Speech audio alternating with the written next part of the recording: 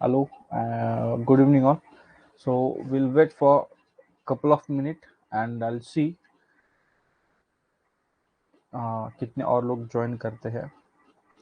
Couple of minute नहीं, एक maximum 1 minute और हम रुकेंगे एंड हम स्टार्ट करेंगे. Till then let's continue with the intro. हम आज का जो सेशन है ये एक स्पेशल सेशन है, जिससे मैंने कहा था कि हम ऐसे स्टडी सेशंस वगैरह करेंगे क्योंकि हमारा सेमिस्टर का हमारा जो सिलेबस है फर्स्ट सेमिस्टर का वो हमने ख़त्म किया है.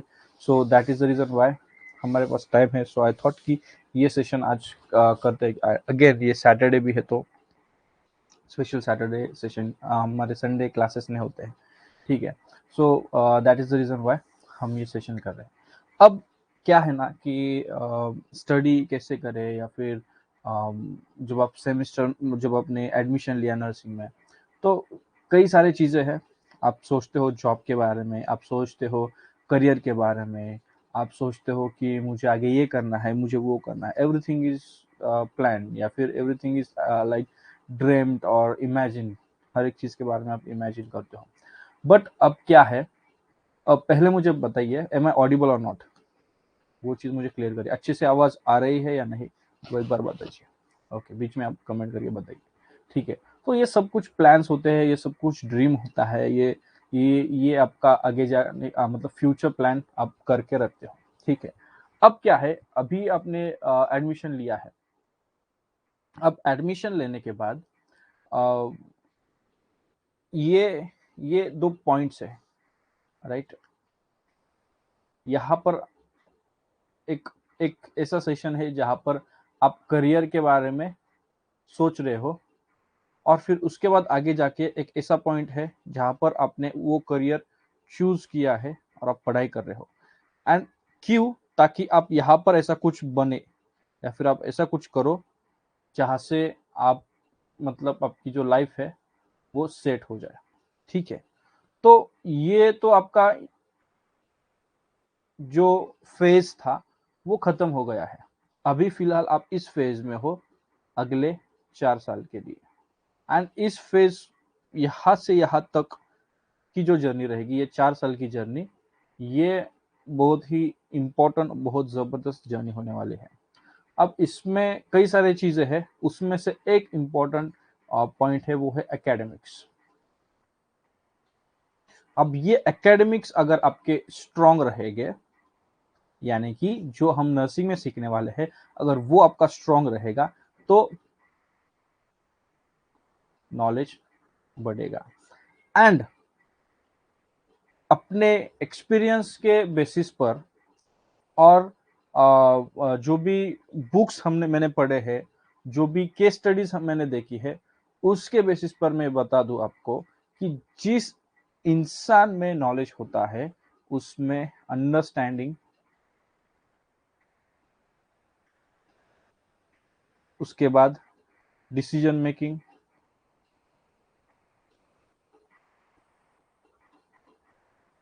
फिर इसके बाद इसमें कई सारी चीजें होती है. टाइम मैनेजमेंट टॉप लेवल की होती है. उसके लिए नॉलेज लेना बहुत जरूरी है. और नॉलेज आपको आपके एकेडमिक्स में मिलता है, आपके सिलेबस में से जो भी आप पढ़ते हो. अभी अगर स्टडी कैसा करें, या फिर स्टडी हाउ टू स्टडी, ये जब क्वेश्चन आता है, या फिर ये जब जब भी मैं इस सेशन के बारे में बात करता हूँ, किसी सेशंस में नॉलेज या स्टडी के बारे में बात करता हूँ, तो ये चीज़ बोलना मुझे बहुत इम्पोर्टेंट होता है. क्योंकि आप तभी स्टडी कर सकते हो. स्टडी करने के कई सारे तरीके हैं. एक होता है कि वो सब रट लेते हैं, एक होता है कि अंडरस्टैंड कर लेते हैं. अब वो कहने, कुछ लोग होते हैं कि जो बोलते हैं कि अगर आप किसी को पूछो ना आप कैसे स्टडी करते हो, तो कई सारे आपको स्टूडेंट्स मिलेंगे जैसे कि आई अंडरस्टैंड एंड स्टडी. कुछ लोग ऐसे भी आपको मिलेंगे कि वो बोलेंगे कि ऐसे नहीं स्टडी करना, अंडरस्टैंड करके स्टडी करना चाहिए. अंडरस्टैंड, लेकिन अंडरस्टैंड क्या है, अंडरस्टैंडिंग का मीनिंग क्या है, वही भूल जाते हैं, या फिर वही उनको समझ नहीं आता है. बोलने के लिए अंडरस्टैंड एंड स्टडी, लेकिन आपको मैं अगर बताऊं, अगर आपको इजीली सारे सेमिस्टर्स पास करने हैं, अभी तो सेमिस्टर है इसलिए मैं सेमिस्टर मेंशन कर रहा हूँ, इजीली सारे सेमिस्टर अगर आपको पास करने हैं, तो जब आप स्टडी करोगे एक ही चीज आपको ध्यान रखना है, दैट इज नॉलेज। क्या? नॉलेज। तो आपको पढ़ना क्यों है? नॉलेज लेने के लिए। अब नॉलेज हम किस चीज का लेते हैं? जो कि कुछ नया हो। एंड अभी आपने नर्सिंग में एडमिशन लिया है, तो क्या ये आपको पता है? क्या आपको पता है नर्सिंग के बारे में पूरा? नहीं पता। क्या आपको पता है नर्सिंग के प्रोसेस के बारे में? नहीं पता। प्रोसीजर्स के बारे में? नहीं पता। हाँ, हालांकि हमने अभी लेक्चर्स लिए हैं, क्लासेस करे हैं, बट क्या ये बाय हार्टेड है, मगअप हुआ है, मग्ड अप है, या फिर पूरे आपके दिमाग में सेट हो चुका है? नहीं। इसके लिए आपको पढ़ना पड़ेगा। तो नॉलेज हम उस चीज का लेते हैं, या फिर नॉलेज नॉलेज उसे कहेंगे जिस नॉलेज यानी कि जानकारी, इंफॉर्मेशन, इंफॉर्मेशन, या फिर उसको एक और अगर हम बोले, एक और टर्म अगर हम यूज करें मॉडर्न, तो बीइंग अपडेटेड। किसी इंफॉर्मेशन के बारे में, किसी टॉपिक के बारे में आप अपडेटेड हो, आपको पता है, तो उस हिसाब से आपको स्टडी करना है। जब मैं स्टडी करता था तो मेरा भी यही पर्पस हुआ करता था कि भाई देखो, टॉपर टॉपर वगैरह तो अपने को नहीं बनना। टॉपर बनने से कोई मुझे ज्यादा पेमेंट नहीं देने वाला, या फिर कोई नौकरी नहीं, नौकरी पे नहीं लेने वाला। मुझे क्या आता है, मेरे एबिलिटी, मेरे स्किल्स को देखकर मुझे जॉब मिलने वाले हैं, या फिर जो आगे होगा मेरा करियर होगा। ठीक है, मार्कशीट नहीं है, वो सिर्फ एक पेपर है, and that is true. Degree के बारे में 12th तक मार्कशीट इज इंपॉर्टेंट। 12th के बाद आपको कितने मार्क्स है, हाँ ठीक है, चलो अगर आपको अच्छे मार्क्स है तो फिर वो एक थोड़ा रेपुटेशन आपका होता है, but at the end again आपका, आप जॉब करते हो, आपके स्किल्स मैटर करते हैं। तो नॉलेज इंपॉर्टेंट है। जब आप पढ़ाई करते हो तो नॉलेज लेने के लिए कुछ नया सीख रहे हो, कुछ ऐसी चीज सीख रहे हो जो आपको करियर में, आपके लाइफ में उसको इम्प्लीमेंट करना है, एंड जो आपका लाइफ सेट करने के लिए आपको मदद करेगी। जब हम बात करते हैं ना लाइफ सेट करने की, तो उसमें आपका फाइनेंशियल लाइफ है, सबसे इंपॉर्टेंट है। आपका इकोनॉमिकल लाइफ है, आपका सेल्फ रिस्पेक्ट है, सेल्फ स्टीम आप बोलो उसको। आप जो आप अचीव करोगे वो नॉलेज के बेसिस पर अगर आप करते हो ना, तो वो बेस्ट रहेगा। ठीक है, अब आप बोलोगे सर हाउ टू स्टडी, ये सेशन है और आप करियर तक चले गए, ये बेस है, नॉलेज बेस है। तो स्टडी करने के लिए अगेन थर्ड टाइम मैं यही बोल रहा हूँ, स्टडी करने के लिए जब भी आप बैठते हो, स्टडी करने के लिए जब भी आप जाते हो, तो उस चीज को बारे में आपको नॉलेज लेना है। अगर हम मैं यहाँ पर एग्जांपल दूं, अगर कोई एक ऐसा वेब सीरीज है, कोई ऐसा सीरीज है, तो उसके बारे में जानने के लिए, या फिर अगर कोई आपका फ्रेंड आके उसके बारे में डिस्कशन करता है, तो उसके बारे में जानने के लिए, उसकी इंफॉर्मेशन लेने के लिए आप काफी एक्साइटेड हो, काफी क्यूरियस होते हो, वो क्यूरियोसिटी जगती है। अभी क्या है कि मैं भी टीचिंग वो नहीं होगा, या फिर आप ही वो इंटरेस्टेड नहीं हो, या फिर वो उतना प्रैक्टिकल नहीं सिखाया जा रहा है, या फिर उतना प्रैक्टिकली वो नहीं हो रहा, इसलिए I don't know what is the reason, but वो क्यूरियोसिटी जगनी चाहिए आप में। आप क्यूरियस होने चाहिए। हेल्थ, क्या डायमेंशन है हेल्थ के, क्यों मतलब क्या हेल्थ, ये टॉपिक इतना इंपॉर्टेंट है, या फिर कितना बेसिक टॉपिक है ना हेल्थ। ऐसा टॉपिक है जो कि हम डेली, मतलब हम जीते हैं और उसी के बारे में अगर आप देखो ना कि आज आई एम फीलिंग वेल, ये एक हेल्थ से रिलेटेड है। I am not doing well, health से रिलेटेड है। ऐसे टर्म्स, ऐसे स्टेटमेंट्स हम यूज करते हैं, वही हमें पढ़ना है। एक और चीज, अगर हम गिर जाते हैं, ब्लड आता है, क्या है वो? ब्लड है। हमें पता है ब्लड है, बट उसमें कई सारे कंपोनेंट्स होते हैं, राइट? तो वो हमें पढ़ना है कि ये ब्लड सिर्फ ब्लड नहीं, उसमें क्या क्या कंपोनेंट्स है। और ब्लड की अगर हम बात करें, ब्लड टेस्ट करते हैं, तो एक रिसेंटली एक इवेंट में मैं गया था, वहां पर जो स्पीकर थे वो बोल रहे थे कि उनकी मदर है, उनका उन्होंने ब्लड टेस्ट किया, एंड जब उन्होंने ब्लड टेस्ट किया तो वहां पर 62 to 65 पैरामीटर्स वहां पर चेक किए उन्होंने। तो ही वॉज शॉक कि अरे ऐसा कैसे, मतलब सिर्फ ब्लड ही लिया और उसमें 62 to 65 पैरामीटर्स। तो ये क्या है, वो हमें पढ़ना है, वो नॉलेज हमें लेना है, and that is the correct attitude to study. तो हाउ टू स्टडी, ये जब बात आती है, तो स्टडी करने के लिए एक राइट एटीट्यूड हमारा होना चाहिए।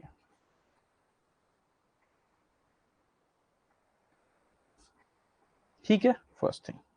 सेकेंड थिंग, हमेशा से एक सवाल आता है कि वेयर टू स्टार्ट फ्रॉम, कहां से शुरू करें, कहां से शुरू करें।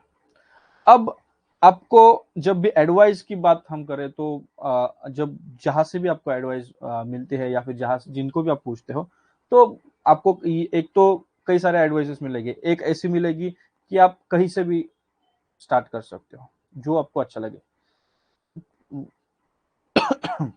वॉट एवर यू लाइक, आपको जो अच्छा लगता है वहां से आप स्टडी करो। सेकेंड थिंग, ऐसी एडवाइस मिलती है कि वो इम्पोर्टेंट टॉपिक्स या फिर इम्पोर्टेंट क्वेश्चंस से आपको स्टडी स्टार्ट करने के लिए कहेंगे। ठीक है। थर्ड एडवाइस आपको मिलेगी, प्रीवियस ईयर क्वेश्चंस पढ़ो सिर्फ। अब where to start from, study कहां से शुरू करें, ये डिपेंड करता है टाइम पर। अब टाइम कैसे, टाइम आपकी एग्जाम से।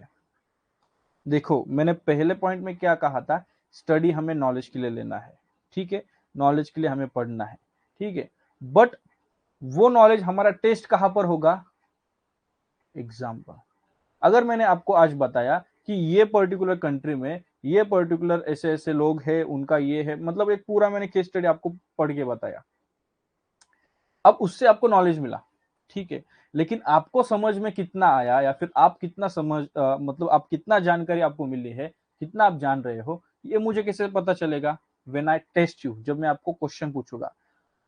तो जब आप स्टडी करते हो तो वो कहां से शुरू करें, वेयर टू स्टार्ट फ्रॉम, वो डिपेंड करता है आपके एग्जाम के बीच में और आप जब स्टार्ट कर रहे हो उसके बीच में टाइम कितना है, 30 days, 40 days, 60 days. Second thing, time के बाद सिलेबस कितना है। अब आप ये सब्जेक्ट वाइज के लिए पढ़ रहे हो, अब तो क्या है, आप जब भी बात फर्स्ट सेमेस्टर में हो तो आप एक एक सिलेबस, एक एक सब्जेक्ट के बारे में सोचोगे। जैसे कि एनाटॉमी है, anatomy and physiology, applied anatomy and physiology, तो इसमें सब सिलेबस कितना है आपके एग्जाम के बीच में और जब आप स्टार्ट करो उसके बीच में टाइम कितना है। आप इसमें psychology, applied psychology and applied sociology, इसमें भी देखियो सिलेबस कितना है एंड टाइम कितना है, उसके अकॉर्डिंग आपको स्टार्ट करना है। तो अगर मान के चलो 30 डेज बाकी है तो 30 डेज में आप हर एक चीज होल सिलेबस, एक और यहाँ पर मैं बोलना भूल गया, कुछ लोग बोलते हैं कि सारा का सारा पढ़ लो, पूरा सिलेबस कवर कर लो ताकि कोई भी क्वेश्चन आ जाए आप दे दो, ठीक है। तो ये चार चीजें हैं, ये चार एडवाइसेस आपको मिलते हैं। तो अगर 30 डेज है तो उस 30 डेज में पूरा सिलेबस किसी भी सब्जेक्ट का कवर करना पॉसिबल है क्या, इम्पॉसिबल नहीं है, इम्पॉसिबल नहीं है, बट काफी डिफिकल्ट है, राइट। तो उस टाइम में आप स्टडी कैसे करोगे, important questions and previous year question. अभी आपके आपके मतलब आपके सिचुएशन में ऐसी बात है कि जो पैटर्न चेंज हुआ है सेमेस्टर, वो पिछले साल का फर्स्ट बैच थी या फिर उसके पहले भी कुछ स्टेट्स में है, तो एक या दो ही बैचेस है जहां पर जिनके आपको मतलब 2 साल के प्रीवियस ईयर क्वेश्चंस आपको मिलेंगे, राइट। तो वो क्वेश्चन पेपर आप रेफर कर सकते हो ये समझने के लिए कि क्वेश्चन पेपर्स कैसे होते हैं, ठीक है, कि क्वेश्चन पेपर्स कैसे होंगे और किस प्रकार से आपको क्वेश्चन पूछे जाएंगे, ठीक है। तो वेयर टू स्टार्ट फ्रॉम, ये दो चीजें डिपेंड करेगी टाइम पर एंड सिलेबस पर। अब ये स्टडी कहां से स्टार्ट करें इसके बारे में हमने देखा। अब सब्जेक्ट में जाते हैं, अब जाते हैं सब्जेक्ट में, ठीक है। अब मान के चलो फाउंडेशन ऑफ नर्सिंग हम पढ़ रहे हैं, तो फाउंडेशन ऑफ नर्सिंग का मैं आपको बता दूं। फाउंडेशन ऑफ नर्सिंग में जब हम बात करते हैं पढ़ने की, तो बेसिक्स हमें पढ़ना है। अब हर लोग बोलेगा, हर हर एक इंसान बोलता है बेसिक्स पक्का चाहिए, बेसिक्स अच्छा चाहिए। तो भाई बेसिक्स क्या है, कौन सा चीज है जो बेसिक है। तो बेसिक्स में हमने देखा था इंट्रोडक्टरी पार्ट, जैसे हमने इंट्रोडक्टरी सेशंस हमारे हमने देखे थे, राइट। तो बेसिक्स में है आपके डेफिनेशंस, चाहे फिर वो डेफिनेशन हेल्थ के हो, फिर नर्सिंग का डेफिनेशन हो, हाँ कई सारे डेफिनेशन हमने देखे हैं। हॉस्पिटल का डेफिनेशन हमने देखा है, इलनेस का डेफिनेशन, कई सारे डेफिनेशन हमने देखे, नर्सिंग, हेल्थ, ये डेफिनेशन बहुत इंपॉर्टेंट है। उसके अलावा बेसिक्स में क्या है कि ये जो डेफिनेशन है ना, ये आपको एमसीक्यूज के लिए हेल्पफुल रहेंगे, ठीक है, ये बेसिक्स है। और मीनिंग एंड टॉपिक्स या फिर जो कंसेप्ट है उसको अंडरस्टैंड करना, ये है बेसिक्स। डेफिनेशन समझना, जो इंपॉर्टेंट चीज है वो समझना, दैट इज बेसिक्स। उसके बाद जब आप स्टडी करने के लिए स्टार्ट करते हो तो मेरी एडवाइस हमेशा से ये रहेगी कि अगर आपके पास अच्छा टाइम है तो आप फर्स्ट यूनिट से स्टार्ट करो, या फिर आप एक फ्लो चार्ट बनाइए, ऐसे यूनिट्स जो कि इंटर रिलेटेड हो, मतलब अभी का जो यूनिट आपने पढ़ा है वो दूसरे यूनिट से इंटर रिलेटेड है, तो उस पैटर्न को आप फॉलो करिए। फाउंडेशन ऑफ नर्सिंग की अगर मैं बात करूं तो वहां पर आप कहीं से भी कैसे भी पढ़ सकते हो, ठीक है, मतलब ऐसा नहीं है कि आप फ्लो में ही जाइए, तो वो फाउंडेशन ऑफ नर्सिंग में उस प्रकार से नहीं है। फाउंडेशन ऑफ नर्सिंग का हर एक चैप्टर, हर एक टॉपिक, हर एक यूनिट अलग अलग चीजें आपको सिखाता है। लेकिन अगर आप पहले से शुरू करो तो पहले से लास्ट तक वो आपको इजी चलेगा, सीखने के लिए, समझने के लिए, अंडरस्टैंड करने के लिए, नॉलेज लेने के लिए। जैसे कि शुरू में हमने देखा हेल्थ क्या है, पहले नर्सिंग की कंसेप्ट हमने देखी, हेल्थ की कंसेप्ट देखी, फिर उसके बाद नर्सिंग एज अ प्रोफेशन क्या है, उसके बाद हम हॉस्पिटल के बारे में देखते, तो छोटी छोटी छोटी छोटी चीजें आगे आगे बढ़ती। फिर उसमें हमने एक और चीज देखी, फोर्थ में आते हैं कम्युनिकेशन के बारे में, फिर वाइटल साइंस के बारे में हम पढ़ते हैं, राइट। फिर उसके बाद में बाकी फिर जो भी यूनिट्स है, चैप्टर्स है, तो एक एक चीज बहुत इंपॉर्टेंट है। एक वहां से पढ़ा, एक पीछे से पढ़ा, ऐसे आप मत करिए। फाउंडेशन ऑफ नर्सिंग में फर्स्ट से टॉप टू बॉटम आप ऐसे 1 2 3 4 ऐसे सीक्वेंस में पढ़ेगा। या फिर एक और तरीका हो सकता है, जो स्मॉलेस्ट या फिर जो छोटे यूनिट्स रहेंगे उनको आप पहले फिनिश कर लो, उनको आप स्टडी कर लो, ये भी एक तरीका हो सकता है अगर आपको एग्जाम के पॉइंट ऑफ व्यू से पढ़ रहे हो, ठीक है। तो बट मैं ये रेकमेंड नहीं करूंगा, मैं सिक्वेंशियल स्टडी रेकमेंड करूंगा आपको। सिक्वेंशियल स्टडी, एक यूनिट, दूसरा यूनिट, तीसरा यूनिट, चौथा यूनिट, फर्स्ट 1 2 3 4, इस प्रकार से सीक्वेंस में आप स्टडी करो, ठीक है। अब ये जब आप स्टडी करते हो ना, इसमें एक इंपॉर्टेंट चीज होती है वो स्टडी करने के लिए, जो कि आपको बहुत हेल्पफुल है, वो है नोट्स। स्टडी कहां से करते हो आप? नोट से। ये नोट्स आपको कहां से मिलेंगे? रेफरेंस बुक्स से।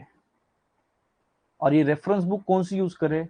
जो आपके कॉलेज में यूज की जा रही है, जो कि इजीली एक्सेसिबल हो,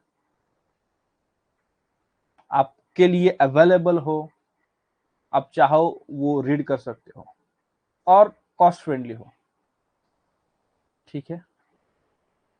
या फिर आपको वो लैंग्वेज समझने में आ रही हो वो ले सकते हो, या फिर आपके टीचर ने जो भी आपको रेकमेंड की है वो आप यूज कर सकते हो। लेकिन मैं अगर मेरी अगर ओपिनियन की मेरा ओपिनियन अगर आप लो, तो मैं आपको सजेस्ट करूंगा कि ऐसी बुक आप यूज करो जो कि कॉलेज में इजीली अवेलेबल है, लाइब्रेरी से आप उसके जेरोक्स कॉपी ले सकते हो एंड वहां से आप स्टडी कर सकते हो। अब ये रेफरेंस बुक से जब आप स्टडी करने लगते हो तो उस टाइम पे नोट्स बनाना शुरू है। एक वीडियो हमने हमारे यूट्यूब चैनल पे बनाया था कि हाउ टू प्रिपेयर नोट्स, एक रिसेंट वीडियो है हाउ टू प्रिपेयर नोट्स। अगर आपने अभी तक वो वीडियो नहीं देखा है तो आफ्टर दिस सेशन आप जाकर वो देख सकते हो, ठीक है। वो एक पूरा सब कुछ मैंने वहां पर बताया कि कैसे नोट्स बनाए, ठीक है। तो इसमें उसके आगे मैं बोलूंगा।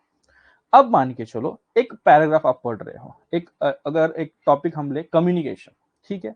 तो कम्युनिकेशन का ये नोट्स है आपके रेफरेंस बुक में। जस्ट अ मिनट, ठीक, इसको मैं हटा देता हूँ, ओके। तो कम्युनिकेशन का आप पढ़ रहे हो, ये है पेज नंबर 1, ये है उसके बाद ये है पेज नंबर 2, अगेन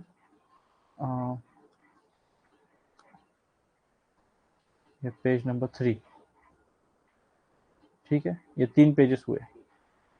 अब जब आप इस पेज में पढ़ाई करते हो तो यहाँ पर इस प्रकार से मार्जिन होती है, राइट। थोड़ा स्ट्रेट नहीं जा रहा है बट समझ लेना, इस प्रकार से मार्जिन्स वगैरह होता है, या फिर वो अंडरस्टूड होता है। हमारे नोटबुक्स में इस प्रकार से मार्जिन लिखे हुए होते हैं, बट जो आपका बुक्स है ना उसमें अंडरस्टूड होता है, मतलब मार्जिन्स की जरूरत नहीं है उन बुक्स में, बट वो कंटेंट ही इस प्रकार से अरेंज किया, जैसे कि इस प्रकार से अरेंज किया जाता है,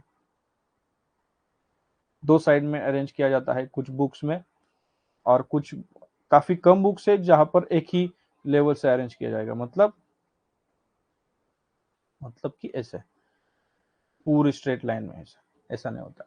तो इस प्रकार से मोस्टली आपको देखने को मिलता है, ठीक है। अब जब आप पढ़ाई कर रहे हो तो मान के चलो हम एग्जांपल लेते हैं कम्युनिकेशन इस टॉपिक का, कम्युनिकेशन इस टॉपिक का हम एग्जांपल लेते हैं, ठीक है। तो जब आप पढ़ाई कर रहे हो तो उस टाइम पे जब भी आप पढ़ाई करोगे तो ये चीज आपके पास होनी चाहिए, आपका पेन या फिर पेंसिल या फिर आपका हाइलाइटर, ठीक है। हाइलाइटर ये आपके पास होना चाहिए। दूसरा, रफ बुक, यहां पर इस रफ बुक में आप शॉर्ट नोट्स लोगे। एंड तीसरा, अगर आप अच्छे से डिटेल में नोट्स बनाना चाहते हो तो वो सेपरेट बुक्स आप ले सकते हो, ठीक है। तो या फिर डिटेल नोट के लिए बुक। हाँ, अब ये जो रफ बुक है उसमें आप शॉर्ट नोट या फिर क्वेश्चंस लिख सकते हो, ठीक है। अब आपको बताता हूं कैसे बनाना है नोट्स। जब आप पढ़ रहे हो, मान के चलो फर्स्ट पैराग्राफ, ये है आपकी फाउंडेशन की बुक, नोटबुक नहीं, ये है रेफरेंस बुक, ये रेफरेंस बुक है, ठीक है। ये है रेफरेंस बुक ए, और ये जो बी है ये आपकी है क्वेश्चन लिखने वाली बुक, और ये जो सी है ये आपकी डिटेल्ड नोट्स वाली बुक, ठीक है। समझ रहे हो, थोड़ा लेंदी है, थोड़ा लेंदी है प्रोसेस, बट भाई साहब अगर आप कर लो तो नॉलेज जो मैं बोल रहा हूं ना, नॉलेज मतलब नॉलेज ही आपका आपको मिलने वाला है इससे, ठीक है। हाँ, ओके। तो ये बी वाला बुक, बी है आपका क्वेश्चन वाला बुक। अब यहां पर जब आप इस फर्स्ट पेज में आप पढ़ते हो, पेज नंबर 1, इस पेज को आपको जस्ट देखना है, रीड करना है कि उस पेज में क्या है। और इस पेज में मान के चलो यहां पर दिया गया है डेफिनेशन, तो उस बुक जो पेज है, जो बुक का पेज है रेफरेंस बुक का, उसी के ऊपर आप ऐसे क्वेश्चन मार्क लगा सकते हो। आपको दिखाता हूं, पहले पेज पर आप क्या कर सकते हो, ऐसे क्वेश्चन मार्क लगा सकते हो और आप डिफाइन कम्युनिकेशन ऐसे आप लिख सकते हो। इसका मतलब ये है कि इस पूरे पेज में ऐसी कौन सी चीज है या फिर ऐसा कौन सा कंटेंट है जिसके ऊपर आपको क्वेश्चन पूछा जा सकता है, वो आपको यहां पर लिखना है। ऑप्शन ये एक तरीका है नोट बनाने का, वो आप यहां पर लिखिए, या फिर वो इस बुक में आप लिख सकते हो।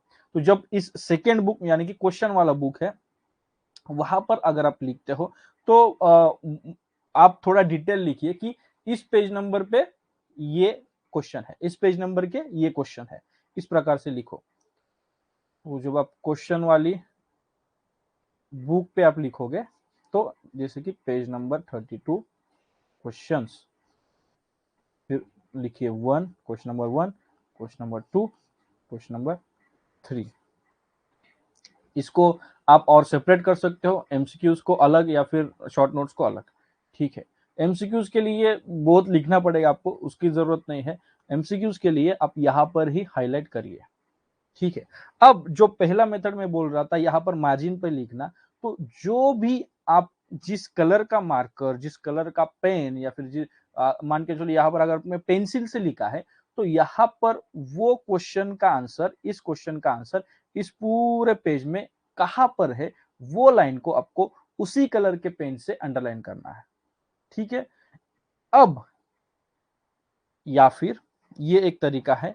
एंड अगर आप ये फॉलो करते हो तो ये भी जो क्वेश्चन वाली बुक है वो फॉलो नहीं भी की तो कोई जरूरत नहीं भी की तो कोई प्रॉब्लम नहीं है। अगर आप ये भी करना चाहते हो, इसके साथ बुक क्वेश्चन वाली बुक भी बनाना चाहते हो, तो वहां पर आप ये क्वेश्चन एक के बाद एक लिख लो। ठीक है, जैसे मैंने बताया ना यहाँ पर पेज नंबर वगैरह। ठीक है, अब ये बुक डिटेल नोट्स वाली है ना, इसका काम क्या है, जब आप ये लिख लेते हो, जब आप ये समझ लेते हो, ये रीड कर लेते हो, आपको पता है कि क्वेश्चन क्या है, तो इन क्वेश्चंस को स्पेयर टाइम में जब भी आपको टाइम मिलता है, अगर आपको लगता है कि मैं खुद से मेरे राइटिंग में मुझे लिखना है, मैं तो ये आपको जरूर रेकमेंड करूंगा कि आपकी राइटिंग आपको समझ में आएगी, आपकी राइटिंग आपको फेमिलियर है, आपकी राइटिंग को आप प्यार करते हो, आपकी राइटिंग से बहुत ज्यादा आपको प्यार होता है, लगाव होता है, तो आपकी राइटिंग में आप ये जो अब यहाँ पर जब आपको मतलब ये जो क्वेश्चंस आपने पूछे हैं ना, उनके आंसर्स आप यहाँ पर लिख दीजिए, ये डिटेल बुक में। अब जब आप आंसर लिखते हो ना, तो उस आंसर में ये जो भी कंटेंट है ना, वो पूरा का पूरा उठा के पेस्ट नहीं करना है, नहीं, कॉपी पेस्ट नहीं करना है। अगर यही करना है तो ये बुक है ना भाई, क्यों टाइम वेस्ट कर रहे हो। तो यहां से आपको सिस्टमैटिकली आंसर्स लिखना है। अब आपको बताता हूं आंसर्स कैसे लिखने हैं। तो जो भी क्वेश्चन आपने पूछा गया है, उसको तो पहले समझ लो कि उस क्वेश्चन मतलब क्या, किस प्रकार का वो क्वेश्चन है, एंड अकॉर्डिंगली उसको पॉइंट वाइज लिखो। जैसे कि पॉइंट नंबर 1 उसको अंडरलाइन करो, कोलन दो और यहां से आंसर स्टार्ट करो। ये आदत आप लगाइए। उसके बाद पॉइंट नंबर 2 अंडरलाइन करो, कोलन दो, यहां से स्टार्ट करो। थोड़ा इससे क्या है ना, आपका प्रेजेंटेशन स्किल्स जो है या फिर इसकी प्रैक्टिस हो जाएगी। प्रेजेंटेशन करना एग्जाम में आपको अलग से प्रैक्टिस करने की जरूरत नहीं पड़ेगी। और जब भी आप रीड करोगे, रीड करने के लिए आपको उसका जो बोलते हैं ना कि आप फील नहीं करते हो रीड करने का, या फिर मन नहीं करता रीड करने का, तो वो चीज, वो फीलिंग नहीं रहेगी।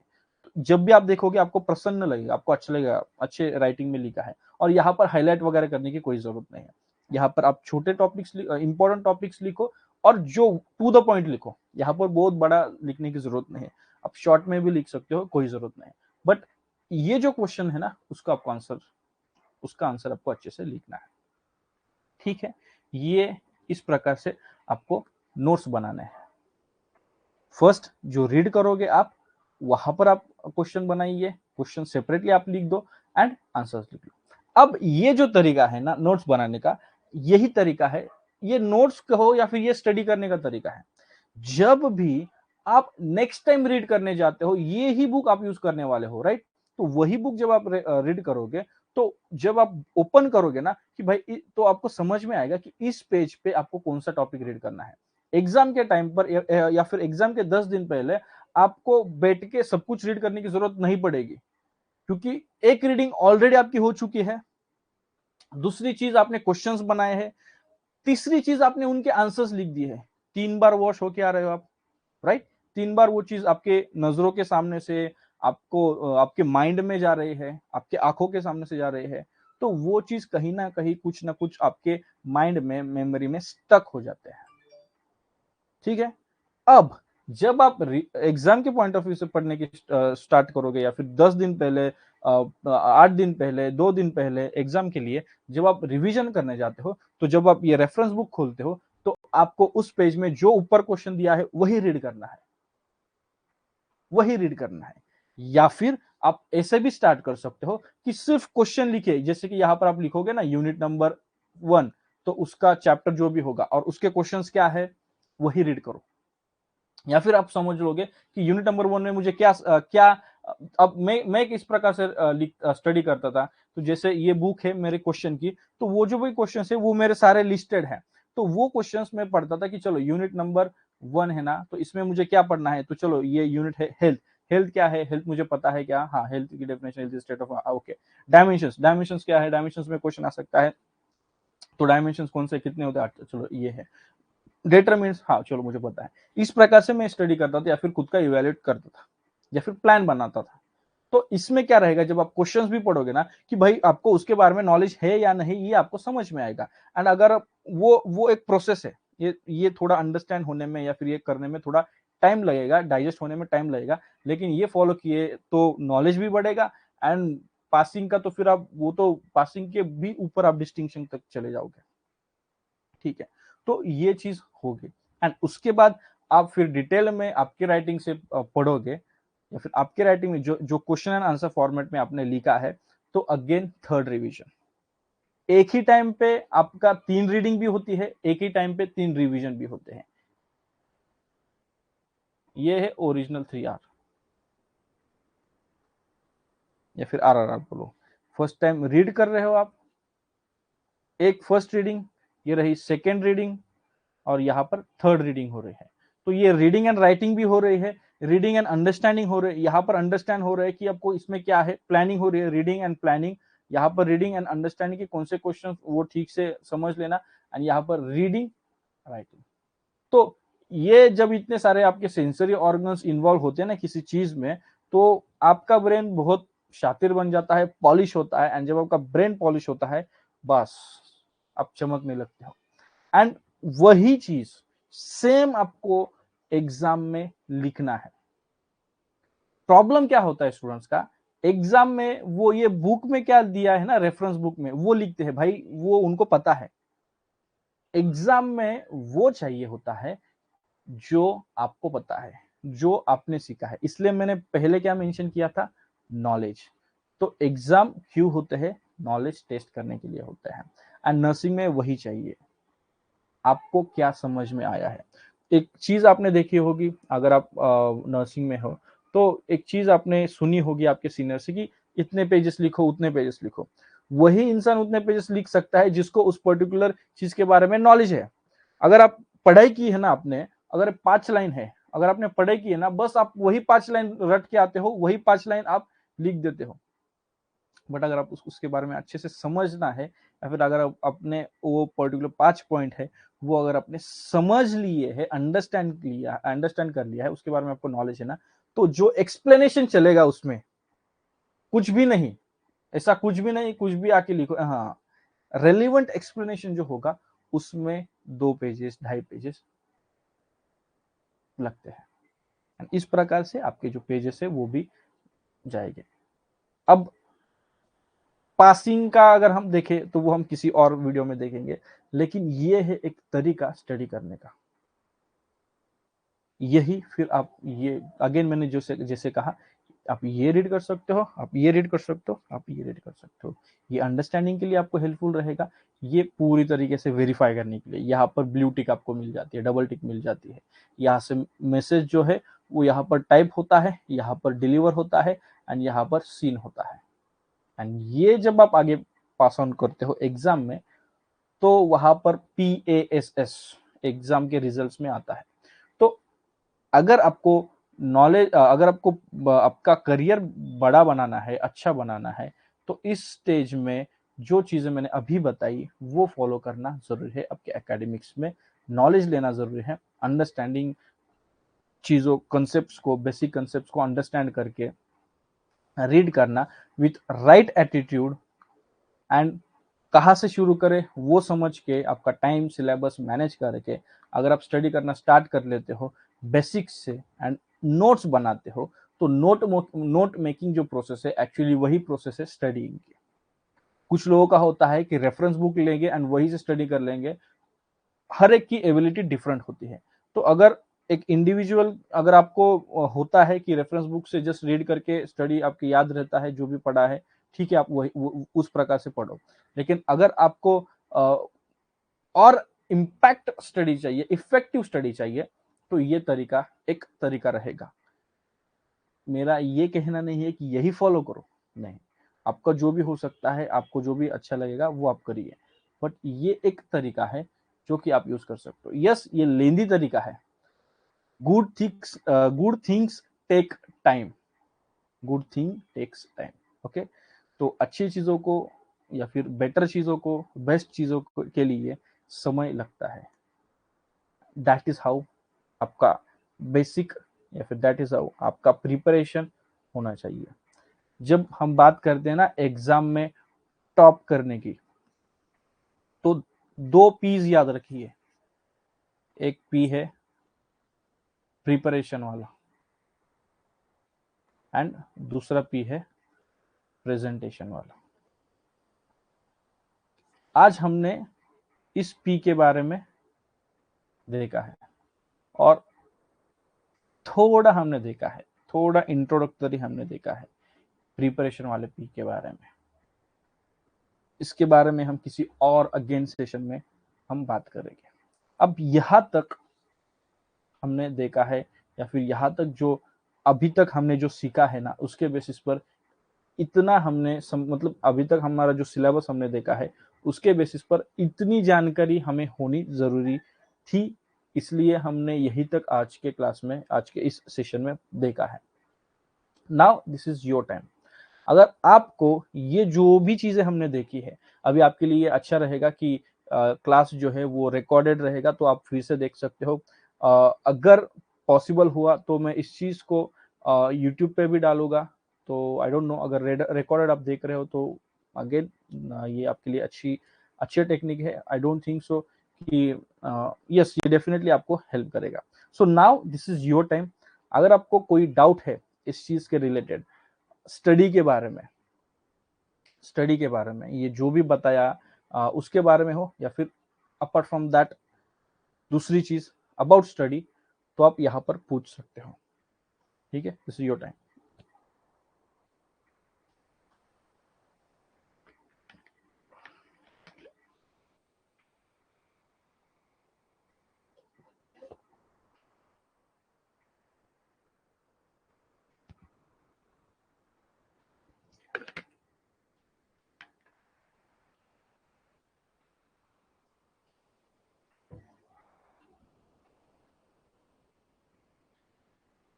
Any doubt? If you have any doubt, like any question?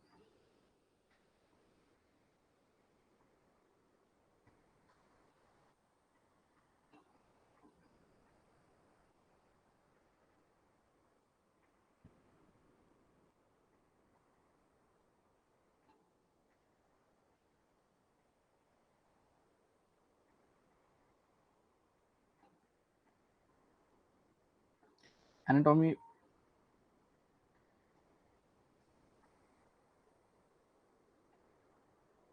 Physiology कैसी स्टडी करें, that is what I said ना, यही तो हमने देखा है। देखो, एनाटॉमी और फिजियोलॉजी के लिए क्या है कि ओके चलो, ये चीजें है नोट्स, जो नोट्स आप बनाते हो ना, स्टडी क्या है कि जब आप नोट्स बनाते हो, that is note making process is what we say study. तो एनाटॉमी और फिजियोलॉजी का जो भी जैसे कि आप बीडी चौरसी की बुक अगर आप यूज करते हो, तो बीडी चौरसी की बुक यूज करते समय अगर आप पेज नंबर 1 पे हो और उस पेज नंबर 1 पे अगर आप देख रहे हो bones, just for example bones की हम बात करें, तो वहां पर उस पूरे पेज पे ऐसी कौन सा टॉपिक है जिसके ऊपर आपको एमसीक्यू आ सकता है, या फिर जिसके ऊपर आपको शॉर्ट नोट का क्वेश्चन आ सकता है, या फिर जिसके ऊपर आपको लॉन्ग आंसर क्वेश्चन आ सकता है, तो वो यहाँ पर जो ऊपर का स्पेस रहेगा वहां पर लिख लीजिए, या फिर आप जो दूसरा बुक है क्वेश्चन वाला, वहां पर वो क्वेश्चन बनाकर लिख लीजिए। ठीक है, उसके बाद उस क्वेश्चन का आप एक लाइक आंसर डेवलप करिए, वो हो सके तो लिख लीजिए, या फिर यहीं पर उसको हाईलाइट करिए एंड वही पढ़िए। ठीक है, जब बात आती है एनाटॉमी फिजियोलॉजी की, तो एनाटॉमी और फिजियोलॉजी के लिए इंपॉर्टेंट है डायग्राम्स। तो जितने ज्यादा हो सके डायग्राम्स को स्टडी करिए, डायग्राम्स को प्रैक्टिस करिए। हर एक चीज के देखो, डायग्राम सिर्फ ऑर्गन्स के डायग्राम्स हो या फिर बोन्स वगैरह उसके डायग्राम्स ही आपको आने चाहिए, ऐसा नहीं है। आपको ब्लड सप्लाई के रिलेटेड भी डायग्राम्स होते हैं, राइट? नर्व सप्लाई के रिलेटेड भी डायग्राम्स होते हैं। रिलेशंस आपको पूछे जाते हैं, सुपीरियर कौन है, एंटीरियर कौन, ये जो रिलेशंस है वो भी, उसके भी डायग्राम्स होते हैं, तो वो भी डायग्राम सबको पता होने चाहिए। एंड ये बेसिक, अगेन ये है बेसिक्स, ये बेसिक्स अगर आपको पता चले तो एनाटॉमी में कुछ भी डिफिकल्ट नहीं लगेगा। सिमिलरली फिजियोलॉजी की अगर हम बात करें तो प्रोसेस, फंक्शंस, क्या चीज इस, जैसे कि इस पर्टिकुलर पार्ट में कुछ हो रहा है तो वो कैसे हो रहा है, दैट इज फिजियोलॉजी। तो कोई भी सब्जेक्ट हो, डजेंट मैटर वो कौन सा सब्जेक्ट है, इस 3 फिल्टर से अगर आप लेके जाते हो ना, तो वो याद रखना, उस चीज का नॉलेज होना इजी हो जाता है। अगेन, जो बुक आप रेफर करते हो स्टडी करने के लिए, उस बुक का जब आप पेज खोलते हो तो उस पेज पे जो भी इंपॉर्टेंट टॉपिक आपको लगता है या फिर जो भी जब आप रीड करोगे, उस रीड करने किए बगैर तो आपका स्टडी होगा नहीं। स्टडी कैसे करें? रीड करके स्टडी करें।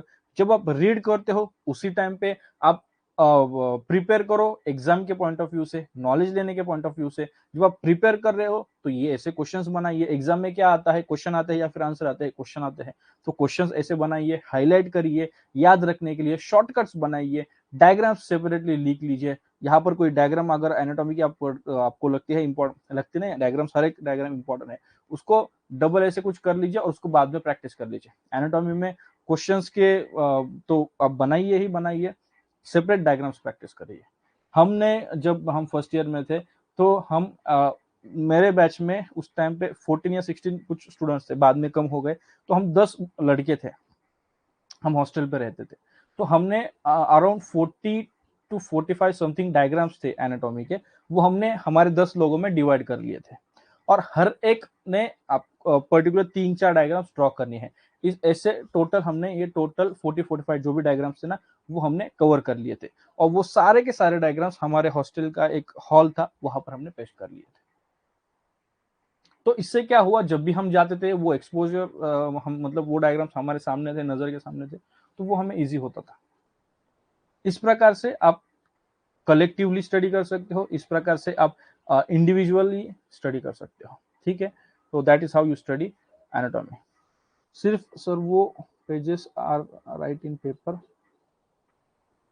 हाँ, पेपर में देखो 5 मार्क्स का अगर क्वेश्चन है ना तो 2.5 पेज लिख लीजिए। अब ये 2.5 पेज क्या ये रूल है? 2.5 पेज ना क्या ये रूल है? नहीं, ये बिल्कुल भी रूल नहीं है। अब ये 2.5 पेज अभी टोटल पेजेस जो है ना आपका, ये एक सेफर साइड के लिए 2.5 पेज लिखो ऐसे हम कहते हैं, या फिर 5 पेज लिखो ये कहते हैं।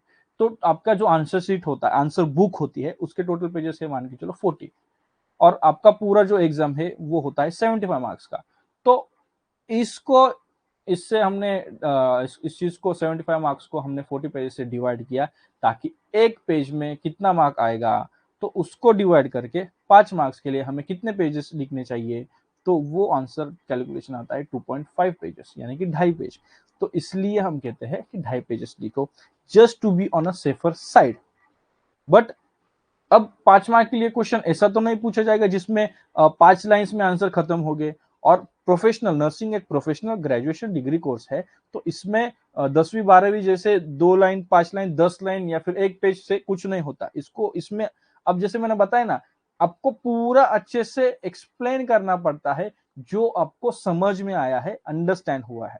ठीक है, तो जो आपको समझ में आया है, अंडरस्टैंड हुआ है, मतलब आपको उसके बारे में इंफॉर्मेशन पता है, मतलब उस टॉपिक का आपको नॉलेज है।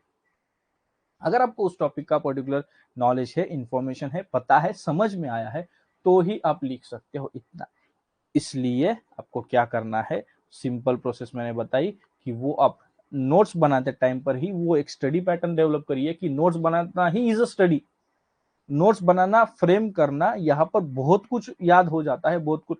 अब आपको मैं एक चीज बता दूं, ऐसी कोई मैजिक नहीं है या फिर ऐसी कोई ट्रिक नहीं है या फिर ऐसी कोई टिप नहीं है कि जो आपको बताए कि ये करो तो 100% मिल जाएगा या फिर ये करो तो याद रहेगा। ऐसी कोई ट्रिक नहीं है। पास होने के लिए या अच्छे से अंडरस्टैंड करने के लिए, समझने के लिए या फिर रिमाइंड करने के लिए एक ही चीज है, वो है प्रैक्टिस। प्रैक्टिस प्रैक्टिस प्रैक्टिस, जितना बार बार आप करोगे। एक एग्जाम्पल अगर हम ले, एक सिंपल एग्जाम्पल, साइकिल, जब आप 5 साल के थे उस टाइम पे देखो आप साइकिल चलाना सीख रहे थे। पहले दिन साइकिल को उठाना सीख लिया, दूसरे दिन थोड़ा और ठीक से उठाने लगे, तीसरे दिन साइकिल को लेके चलने सीख लिए, साइड से कोई पकड़ता था तो वो बैलेंस, फिर उसके बाद वो बैठना सीख लिया, फिर उसके बाद पेडल जो है पेडल्स, वो पेडल्स मारना, फिर गिर गए, उठ गए, मारना, गिर गए। तो जितना ज्यादा आपने लगातार कर रखे एट द एंड एक दिन ऐसा आया जहां पर आपने अच्छे से बैलेंस मेंटेन कर पाए एंड साइकिलिंग या फिर साइकिल चलाना आपके लिए इजी होगा। आज देखो क्या प्रॉब्लम है आपको साइकिल चलाने की? नहीं, जिसको आती है साइकिल चलाना सॉरी तो ये भी सेम है, स्टडी भी सेम है, ये प्रैक्टिस का गेम है भाई। तो जितना प्रैक्टिस करोगे, जितना बार बार एक चीज करोगे, परफेक्शन तक आप चले जाते हो। सेम कैलकुलेशन है। देखो अगर 5 मार्क के लिए मैंने जैसे बताया, 5 मार्क के लिए आपको 2.5 पेज लिखना है, तो 10 मार्क्स के लिए आप कितना लिखोगे? 5 पेजेस। एक और पेज ऐड कर लो, 6 पेजेस लिख लो। बट कुछ कंटेंट ऐसे होते हैं जो कि ज्यादा जाएंगे या फिर कम रहेंगे, तो उसको थोड़ा एडजस्ट कर लो आपकी राइटिंग स्किल। तो जैसे मैंने बताया ना, पास होने के लिए या फिर एग्जाम के लिए दो चीजें, दो पीस इंपॉर्टेंट है, एक है प्रिपरेशन और एक है प्रेजेंटेशन। तो ये जो पार्ट है ये प्रिपरेशन का है, प्रिपरेशन वाला पार्ट है, और आप जो क्वेश्चंस पूछ रहे हो वो प्रेजेंटेशन वाले हैं। ठीक है, कोई नहीं, तो प्रेजेंटेशन वाला जब सेशन लेंगे उसमें हम डिटेल में देखेंगे। बट ये चीज आप ध्यान में रखो, के दिमाग में रखो, आपके जहन में रखो, आपके मन में रखो, दिल में रखो, जहां लिखना है वहां रखो, लेकिन लिख के रखो, लिख के रखो कि 5 मार्क्स 2.5 पेज। तो 3 मार्क के लिए आप कितना लिखोगे? 2 पेज लिखो या फिर 1.5 पेज। 10 मार्क के लिए कितना आप लिखना चाहिए? 5 के लिए 2.5 है, तो 10 को डबल कर, 10 के लिए उसका डबल करिए, that is 5 pages, max to max 6 page. ठीक है, ऐसा है। बट अभी हमारा टॉपिक है, या फिर वो एग्जाम वो बाद की बात है, अभी हम किस फेज में है? स्टडी के फेज में है। तो वो कैसा लिखना है, कितना लिखना है, वो अभी मत सोचना। अभी हम सुनते हैं ना कि to be in present, live in present या फिर बी इन प्रेजेंट, सेम चीज है। स्टूडेंट्स का यही प्रॉब्लम है, जब टाइम है स्टडी करने का तो उस टाइम में सोचते हैं एग्जाम के बारे में, एग्जाम में कैसे लिखे, क्या लिखे। ठीक है, ये हमें समझना पता होना चाहिए, ठीक है, वो ठीक है। बट अभी टाइम है स्टडी करने के लिए, तो मैक्सिमम टाइम जो है ना इस पर दे। और जब टाइम आएगा एग्जाम का, तो उसके 10 दिन पहले या फिर 1 दिन पहले भी आपको समझ में, अगर आपको ये समझ में आया कि 5 मार्क के लिए कितना लिखना है या फिर कैसे अटेम्प्ट करना है, तो भी ठीक है ना, इसमें आप टाइम ज्यादा मत दो, स्टडी के लिए ज्यादा टाइम आपका यूज करो। ठीक है, एनी क्वेश्चन, एनीथिंग एल्स?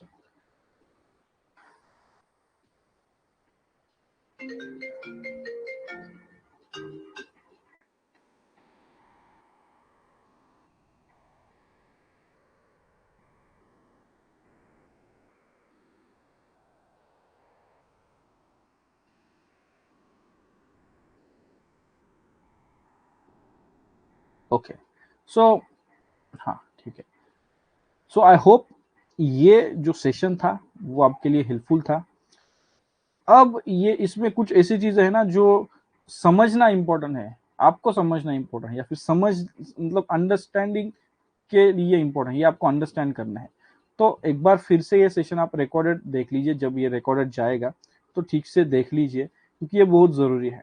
और ये काफी बेसिक चीज मैंने बताई है, ये बेसिक चीज अगर आप फॉलो करते हो ना तो डेफिनेटली आपको हेल्प होगा।